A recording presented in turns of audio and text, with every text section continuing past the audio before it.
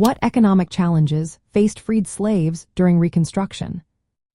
What economic challenges did freed slaves face during the Reconstruction era? This period was marked by significant changes, yet it was filled with obstacles for newly freed African Americans.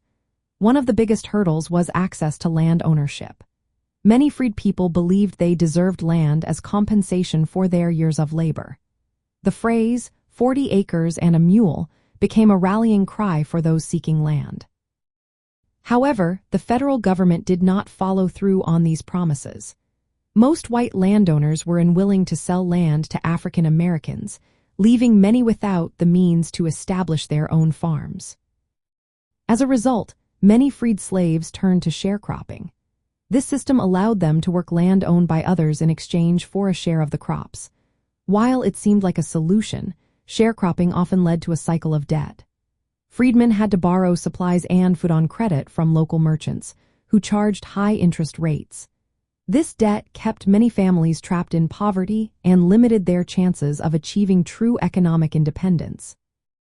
In addition to these economic struggles, freed slaves faced legal and social restrictions that further limited their freedom. Laws known as black codes were enacted in many southern states. These laws criminalized unemployment and restricted movement, forcing many African Americans to work under conditions that were not removed from slavery. White violence and intimidation were common, making it difficult for black individuals to compete for jobs or secure land. The Southern economy was also in ruins due to the Civil War. Many white planters lost their wealth, and the infrastructure was destroyed. This lack of capital made recovery difficult for everyone, but especially for freed African Americans who had little access to financial resources.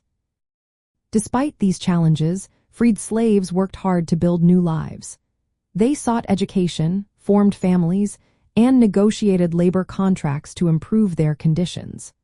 However, the combination of discriminatory laws, economic exploitation through sharecropping, and limited access to land and capital created ongoing economic struggles.